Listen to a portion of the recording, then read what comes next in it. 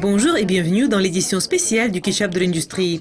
Ce qui suit est un bref compte-rendu des événements concernant les actions de Plus 500 le 22 mai 2015. C'était une semaine difficile et un vendredi même plus difficile pour les actions du courtier Forex et CFD de détail Plus 500 Limited. Au début de la session des échanges à Londres, les actions se négociaient autour de 384 pence, ayant atteint à un certain moment le plus haut niveau de la journée à 388,27 pence l'action. Cependant, environ une heure après l'ouverture du marché, les prix des actions ont commencé à glisser et la perte a atteint 39% en quelques minutes. Cette forte baisse a fait la société suspendre le trading de ses actions cotées sur AIM de la bourse de Londres. Au moment de la suspension du trading, 10h15 heure de Londres, une action de Plus 500 s'échangeait à 275 pence, ayant reculé de 28% depuis l'ouverture du marché.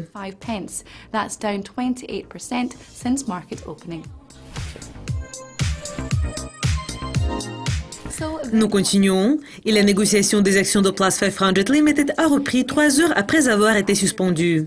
Dans un dépôt auprès de la bourse de Londres, le courtier a annoncé la levée de l'avis de suspension le 22 mai 2015 à 13h15 heure de Londres. Avec l'avis annonçant la reprise de la négociation, plus de détails ont été fournis en fonction des exigences que le Financial Conduct Authority a imposées au courtier en ce qui concerne la vérification des données des clients à l'égard des procédures anti-blanchiment d'argent. Le PDG de l'entreprise a également profité de l'occasion d'atteindre les clients. Il a déclaré: la situation actuelle est regrettable et nous demandons pardon aux clients dont les comptes sont gelés. Nous travaillons pour résoudre ces problèmes aussi vite que possible. Nous allons informer les clients et les actionnaires sur des progrès réalisés au cours des prochains jours et semaines. Les réactions du marché à l'annonce n'ont pas été très chaudes, mais après la reprise de la négociation, les prix ont récupéré jusqu'à 300 pence par action de Plus 500. Un peu après, on a observé deux mouvements à la baisse, ce qui a envoyé le prix de l'action à 200 pence après la première chute, puis à 198 pence, le niveau le plus bas depuis novembre 2013.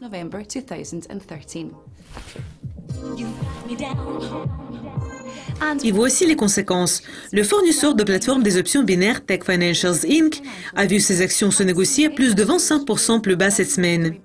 Elles ont glissé au-dessous du prix d'introduction en bourse pour la première fois depuis le premier appel public à l'épargne de Tech Financials en mars. Après avoir parlé à plusieurs initiés de la ville de Londres, les ProAid rapportent que le problème de Tech Financials n'est pas spécifique à une entreprise, mais plutôt un changement profond pour les sociétés de trading en ligne en démarrage, suite aux problèmes rencontrés par le courtier Forex et CFD Plus 500 Limited, réglementé auprès de la FCA. Il n'y a aucune raison de croire que tout problème pareil à ceux de Plus 500 pourrait frapper Tech Financials, ni aucun autre courtier Forex, CFD ou celui des options binaires. Toutefois, les investisseurs boursiers font souvent des choses dans une mentalité de meute. Et cette mentalité semble se diriger en ce moment vers les sorties.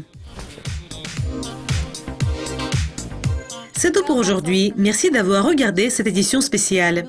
Demain, nous allons vous présenter notre prochaine édition. Mais pour le moment, au revoir.